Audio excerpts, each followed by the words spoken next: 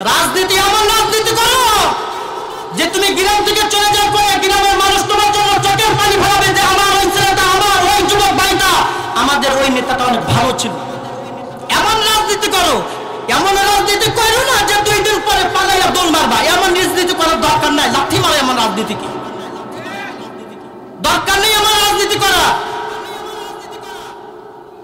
এই জন্য আমি বলতে চাই, এই সাতক্ষীরার জমিন কত মায়ের বুক খালি হয়েছে, মানুষেরা ঘুমাইতে দেয় নাই, অন্যায়ভাবে ঘর বাড়ি সব জ্বালিয়ে দিয়েছে, অন্যায়ভাবে জেল জুলুম, কত প্রকার অন্যায়, কত প্রকার জুলুম, কত প্রকার অত্যাচার করছে মুসলমানদের উপরে।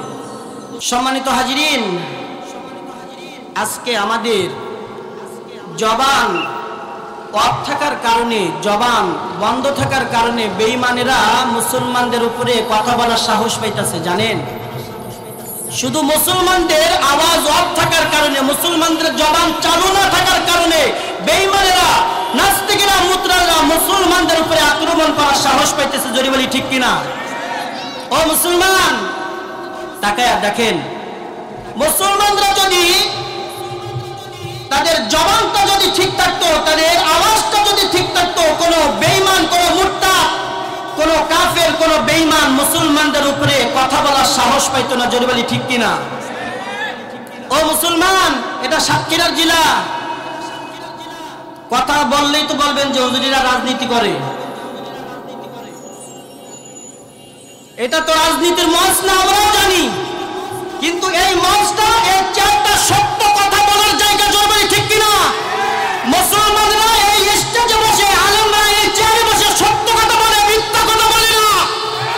আলেমরা তার বাবার কথা বলে না, আলেমরা বলে কোরআনের কথা। জোরে বলি ঠিক কিনা? এটা বুঝতে হবে, আলেমরা কোনো রাজনীতি করে না, আলেমরা যেটা সত্য কথা সেটাই তুলে ধরে, মুসলমানদেরকে সতর্ক করে, জাতিকে সতর্ক করে এই আলেমরাই।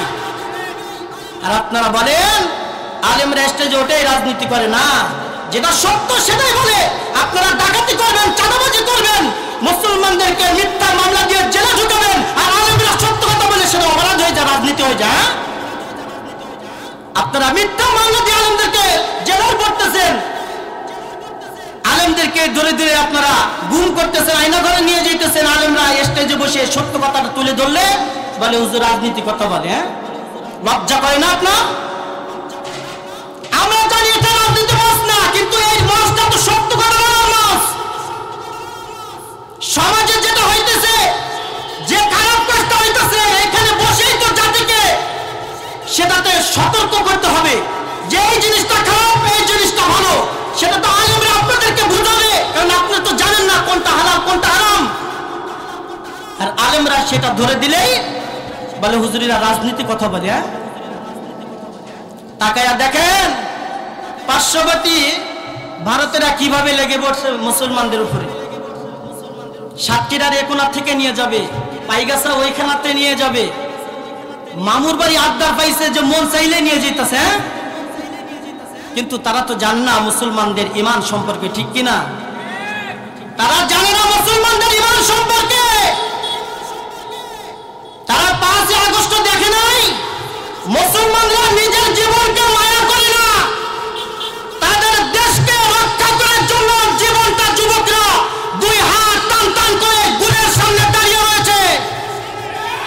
তারা তাদের জীবনের মায়া করে নাই, দেশ রক্ষার্থে তারা তাদের জীবনকে দেশের জন্য বিলিয়ে দিয়েছে। যুবকরা যদি এক থাকে, যুবকরা যদি কাঁধে কাঁধ মিলে থাকে, ওই গ্রামের ভিতরে কোনো চাঁদাবাজি চলতে দেওয়া হবে না, ওই গ্রামের ভিতরে কোনো ডাকাতি হবে না, ওই গ্রামের ভিতরে কোনো জিনা হবে না। যদি যুবকরা ঠিক থাকে, যদি যুবকরা হাতে হাত মিলে, কাঁধে কাঁধ মিলে যদি থাকে, ওই গ্রামের ভিতরে কোনো অন্যায়ের কাজ হবে না। যেখানে হারাম কাজ হবে, যুবকরা সবাই মিলে যেখানে প্রতিবাদ করে, সুন্দর করে বলে চাচা এটা হারাম কাজ, এটা করেন না, সুন্দর করে যেটা বুঝায়, অবশ্যই সে বুঝবে, ঠিক না? আমার কলিজার টুকরা যুবকরা যদি মিল থাকে, হাতে হাত রেখে যদি কাজ করে, অবশ্যই একদিন বাংলাদেশ পরিবর্তন হয়ে যাবে। জোরে বলি ঠিক কিনা? সম্মানিত হাজিরিন, আল্লাহ রাব্বুল আলামিন কোরআনুল কারীমের ভিতর বলেন, قل إن كنتم تحبون الله فاتبعوني يحببكم الله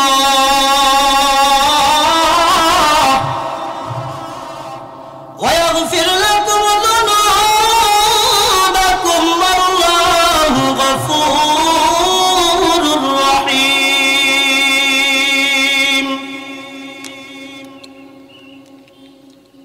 আল্লাহ রাব্বুল আলামিন কুরআনুল কারীমের ভিতরে জানিয়ে দিয়েছেন, ও পয়গম্বর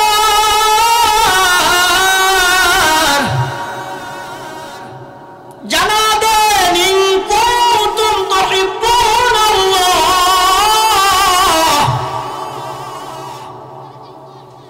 যদি তোমরা আল্লাহকে ভালোবাসো,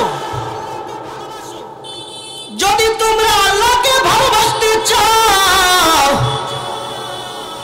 আল্লাহ রাব্বুল আলামিন জানা দেয় পয়গম্বর আপনার উম্মতদেরকে জানা দেন ফাত্তাবিউনি,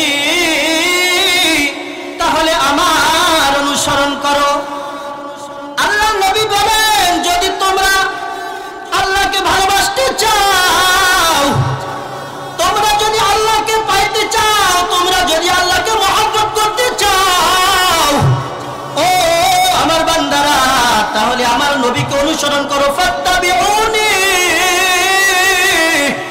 তাহলে আমার নবীকে অনুসরণ করো, আমার বন্ধুকে অনুকরণ করো।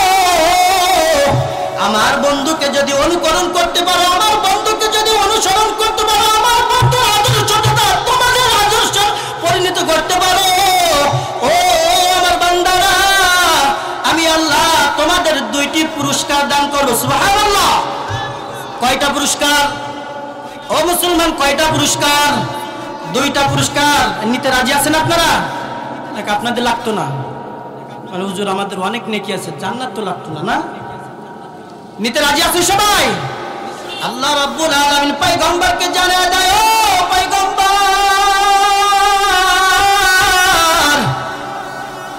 আপনার উম্মতদেরকে জানিয়ে দেন, যারা আপনাকে অনুসরণ করবে, যারা আপনাকে অনুকরণ করবে,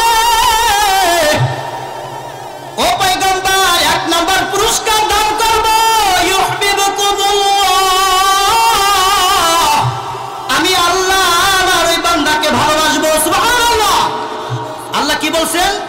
ও বান্দা আমার নবীকে ভালোবাসো, আমার বন্ধুকে ভালোবাসো, আমার বন্ধুকে অনুসরণ করো, আমার বন্ধুকে অনুকরণ করো, আমার বন্ধুর আদর্শটা তোমার ভিতরে ফিট করো, আমি আল্লাহ তোমাকে ভালোবাসবো। সুবহানাল্লাহ। এক নম্বর পুরস্কার। আল্লাহ রাব্বুল আলামিন জানিয়ে দেয় পয়গম্বর আমার ওই সকল বান্দাদের দ্বিতীয় নম্বর পুরস্কার দান করব, আমার ওই সকল বান্দাদের জীবনের সবগুলা গুনাহ মাফ করিয়া দিব। সুবহানাল্লাহ। এক নম্বর পুরস্কার, ও পয়গম্বর ইউহিব্বুকুমুল্লাহ, আমি আল্লাহ আমার ওই সকল বান্দাদেরকে ভালোবাসবো। দুই নাম্বার, আমার ওই সকল বান্দাদের জিন্দেগীর সব গুনাহগুলা মাফ করিয়া দিব। আল্লাহ রাব্বুল আলামিন জানিয়ে দেয় আল্লাহু গফুরুর রহিম, আল্লাহ রাব্বুল আলামিন অত্যন্ত ক্ষমাশীল পরম দয়ালু। নবীকে ভালোবাসতে পারলে, নবীর আদর্শটা নিজের ভিতরে ফিট করতে পারলে, আদালতপুর এলাকার যুবক, তুমি যখন নবীকে ফলো করবা, নবীর আদর্শটা নিজের ভিতরে ফিট করবা, ও যুবক তুমি জান্নাতে মানুষ হইতে পারবা। তুমি যদি নবীকে ছাড়া চলতে চাও, নবীর আদর্শটা তোমার ভিতরে ফিট না করতে পারো, তুমি জান্নাতি মানুষ হতে পারবে না, জান্নাতি মানুষ হতে পারবে না। ও যুবক, নবীকে ভালোবাসতে হবে, কলিজা দিয়ে ভালোবাসতে হবে, মুনাফিকি করলে হবে না। নবীকে কতটুকু ভালোবাসো? বেঈমানেরা যখন নবীকে নিয়ে কটূক্তি করে, বেঈমানেরা যখন নবীকে নিয়ে খারাপ মন্তব্য করে, ও যুবক তোমার শরীরের রক্তটা তো তখন গরম হয় না। যখন তোমার নেতার বিরুদ্ধে কথা বললে তোমার আগুন উঠে যায়, চোখে মুখে রক্ত উঠে যায়, আমার নেতার বিরুদ্ধে কথা বলছো,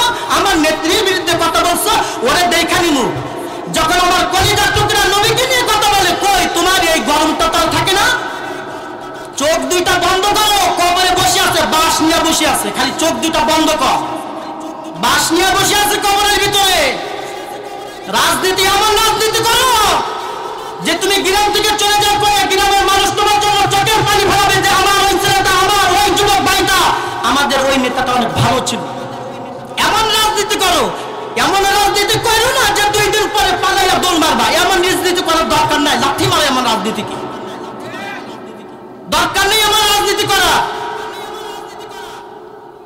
এই জন্য আমি বলতে চাই, এই সাতক্ষীরার জমিন কত মায়ের বুক খালি হয়েছে, হ্যাঁ, মানুষের ঘুমাইতে দেয় নাই, অন্যায় ভাবে ঘর বাড়ি সব জ্বালিয়ে দিয়েছে, অন্যায় ভাবে জেল জুলুম, কত প্রকার অন্যায়, কত প্রকার জুলুম, কত প্রকার অত্যাচার করছে মুসলমানদের উপরে। এজন্য আমি বলতে চাই, নির্বাচন করেন, সমস্যা নাই, আমাদের কোনো দুঃখ নাই, কোনো কষ্ট নাই, নির্বাচন করেন। কিন্তু আমাদের ভিতরে একটা কষ্ট আছে, এই কষ্টটা একটু দেখেন। বাংলার জমিনে নির্বাচনের আগে আল্লামা সাঈদী রহমাতুল্লাহ আলাইহির হত্যার বিচারটা আগে করেন, তারপরে নির্বাচনে আসেন।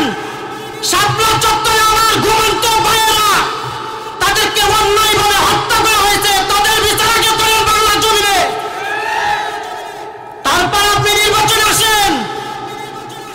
যেসব 5ই আগস্ট আমার কলিজার টুকরা যুবকরা জীবন দিয়েছে, অন্যায়ভাবে হত্যা করেছে, তাদের বিচার আগে বাংলার জমিনে করেন, তারপর নির্বাচনে আসেন।